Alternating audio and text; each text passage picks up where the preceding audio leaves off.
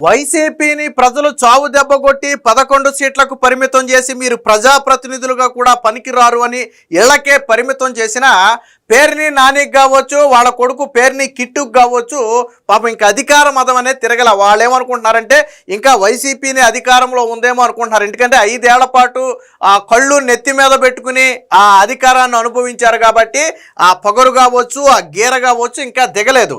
నిన్న ఏకకాలంలో అటు పేర్ని నాని ఇటు పేర్ని కిట్టు ఇద్దరు కూడా పోలీసుల మీద అధికారుల మీద రెచ్చిపోయి రకంగా పేర్ని కిట్టు అయితే ఎవడరా నువ్వంటూ సిఐ మీద దుర్భాషలాడినటువంటి పరిస్థితి. 5 ఏళ్ల పాటు నీకు అది పోస్టింగ్ లేకుండా చేశాను, మళ్ళీ నేను వచ్చిన తర్వాత నీ అంతు చూస్తానని ఒక సిఐని బెదిరించినటువంటి పరిస్థితి. ఇకపోతే ఆ పేర్ని నాని కూడా అంతే. అంటే బాధ్యతాయుతంగా వ్యవహరించాల్సిన వ్యక్తి కూడా నిన్న అత్యంత దారుణంగా అధికారుల మీద, ఈవెన్ మున్సిపల్ కమిషనర్ మీద, అసిస్టెంట్ కమిషనర్ మీద, సిఐలు ఎస్ఐల మీద, అలాగే మంత్రి కొల్లు రవీంద్ర మీద. సరే, కొల్లు రవీంద్ర మీద విమర్శలు అంటే అవి రాజకీయ విమర్శలుగా తీసిపడేద్దాం, ఓకే.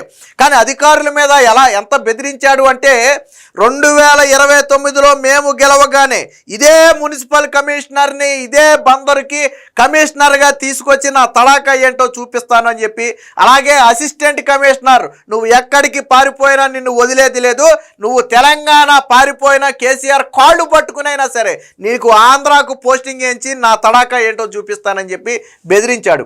అలాగే పోలీసులు ఎవరైతే సిఐ ఎస్ఐతో పాటు మళ్ళీ ఒక అధికారిని అయితే ఎవరో ఎర్రగా సీమ పందిలాగా ఉన్నాడని చెప్పి అత్యంత నీచంగా దుర్భాషలాడాడు.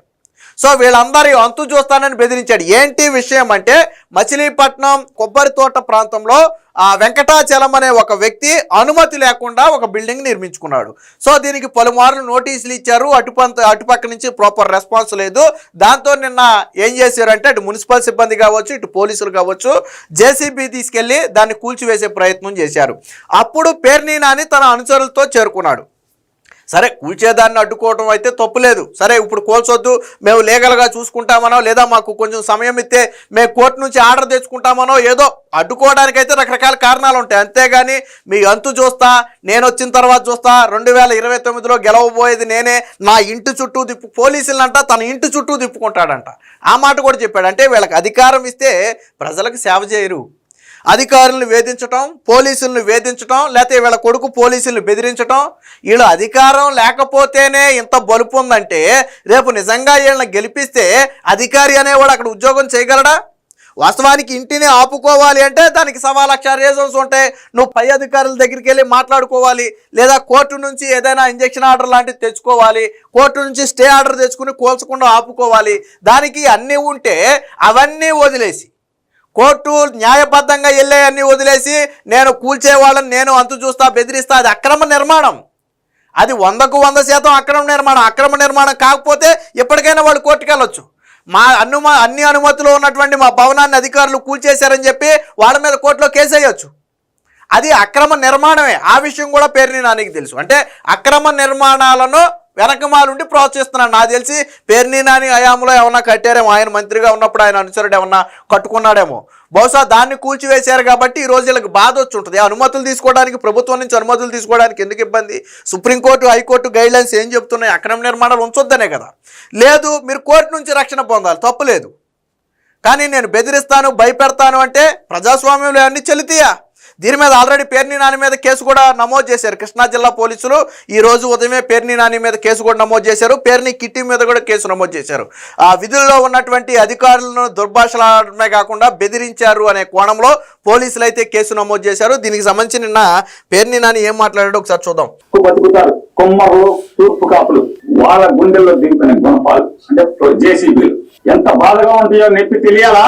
3 ఏళ్ళు ఆగు, ఇదే బాపిరాజు కమిషనర్ ని బందర్లో కమిషనర్ గా తీసుకొచ్చి ఇంకా 2034 దాకా ఉంటారు సర్వీస్ లో. బాపిరాజ్ చౌదరి గారు, చంద్రబాబు నాయుడు గారు చుట్టం, గోపిచంద్ గారికి చుట్టం. ఈ బాపిరాజ్ చౌదరి గారిని 2029 గవర్నమెంట్ రాగానే, జగన్ రాగానే ఆ కమిషనర్ ని బందర్ పోస్టింగ్ తీసుకొచ్చి ఇదే బాధ, ఇదే ప్రొక్లైన్ దిగితే గుండెల్లో ఎంత బాధ ఉంటుందో.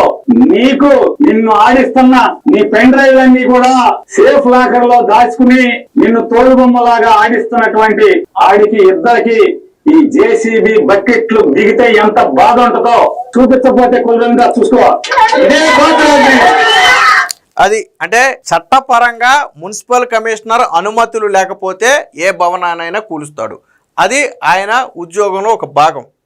లేదు మీరు అది తప్పు అనుకుంటే మీరు ఆయనకి సరైన పత్రాలన్నా సమర్పించాలి, లేదా కోర్టు ద్వారా అయినా రక్షణ పొందాలి. అంతేగాని విధి నిర్వహణలో అక్రమంగా నిర్మించిన ఒక భవనాన్ని కూల్చివేస్తే నీ అంతు చూస్తా, నీ తడాకా చూస్తా, మేము రాగానే మళ్ళీ నిన్ను ఇదే ప్రాంతానికి మున్సిపల్ కమిషనర్గా తీసుకొచ్చి నా ఇంటి ముందు కూర్చోబెట్టుకుంటా.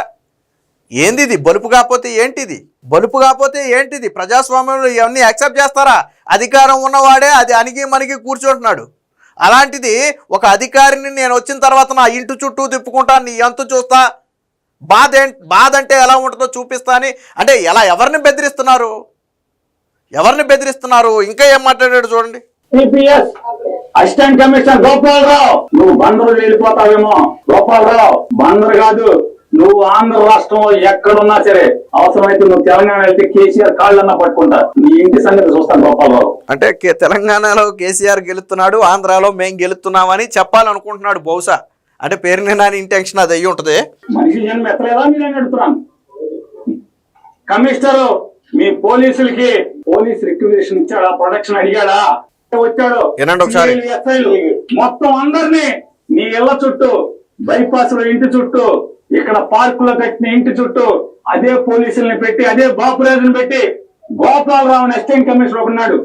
ఎవరెవరైతే ఈ పాడు పనిలో, తప్పుడు పనిలో ఇన్వాల్వ్ అయ్యారో నోటీసులు ఇవ్వకుండా, ఏసీపీ నీ ఇంటికి ప్లాన్ లేదు, నీ ఇల్లు ఎక్కడో నాకు తెలుసు, నీకు తెలుసు.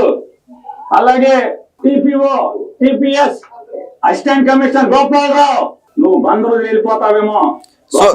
సో విన్నారు కదా. అంటే ఆ కార్యక్రమంలో పాల్గొన్న ఏ ఒక్కరిని కూడా నేను వదిలిపెట్టను అని చెప్పి ఒక రకంగా బెదిరిస్తున్నాడు. అందుకనే కేసు నమోదు చేసింది కూడా విధి నిర్వహణలో ఉన్న అధికారుల మీద, ముఖ్యంగా మున్సిపల్ కమిషనర్ మీద కావచ్చు, అసిస్టెంట్ కమిషనర్ మీద కావచ్చు, నేను వచ్చిన తర్వాత నీ అంతు చూస్తానని బెదిరించడం.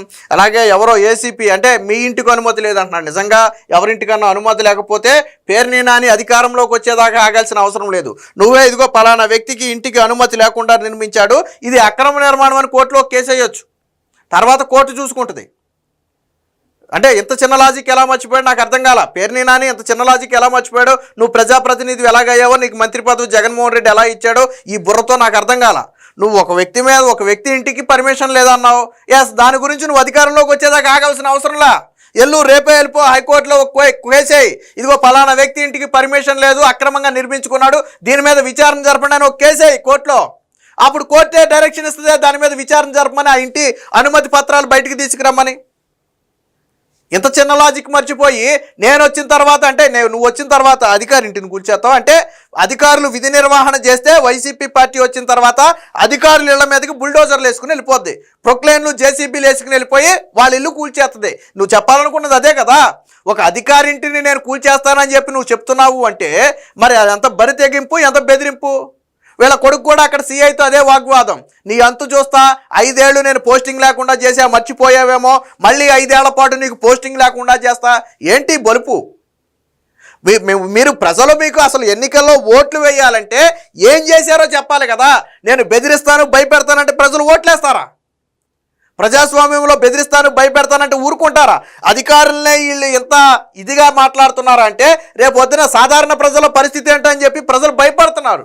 బందరు మచిలీపట్నంలో పేరుని నాని పేరు కానీ, పేరుని కిట్టు పేరు కానీ చెబితే ఆ ఉలిక్కి పడుతున్నారు. ఎందుకంటే 5 ఏళ్ల పాటు వాళ్ళు చేసినటువంటి అరాచకాలు బయటపడుతున్నాయని. వాళ్ళు మళ్ళీ అలాంటి వాళ్ళు వస్తే అలాంటి అరాచకాలు చేస్తారని ఒక భయం వాళ్ళలో ఉంది. మేము వస్తే ఇదిగో ఈ మంచి చేస్తాం, లేదా మేము వచ్చిన తర్వాత ఇదిగో ఇది చేస్తామనేది చెప్పడం మానేసి బెదిరించటం. మేము వచ్చిన తర్వాత పోలీసులు ఇళ్ల చుట్టూ తిప్పుతా, నా దగ్గర కాపలా పెట్టుకుంటా, ఇక్కడే పోస్టింగ్ వేపిస్తా, నీ గుండెల్లో రాడ్లు దింపుతా, లేదా నీ ఇళ్ల మీదకి జేసీబీలు వేసుకొస్తా. ఇది పేరుని నాని కానీ, పేరుని కిట్టు కానీ మాట్లాడింది. ఇది ప్రజాస్వామ్యం యాక్సెప్ట్ చేసే భాష కాదు. అందుకనే ఇద్దరి మీద కూడా పోలీసులు అయితే కేసు నమోదు చేశారు. మరి రేపు న్యాయస్థానంలో ఏం సమాధానం చెప్తాడో కోర్టులు కూడా చివాట్లు పెట్టాలి. అప్పుడు కానీ ఇలాంటి వాళ్ళకి బుద్ధి రాదు.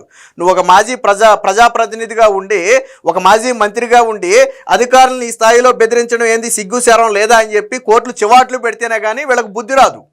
వీళ్ళ కొడుకేమో ఇన్స్టాగ్రామ్లో రీల్స్ చేసుకోవడం తప్ప ప్రజా సమస్యలు అంటే ఏంటో తెలియదు వీళ్ళ కొడుకు వెళ్ళిపోయి ఒక అధికారిని బెదిరిస్తారు. అంటే బాబుని చూసుకుని కొడుకు బలుపది. వీళ్ళ బాబు అంతే.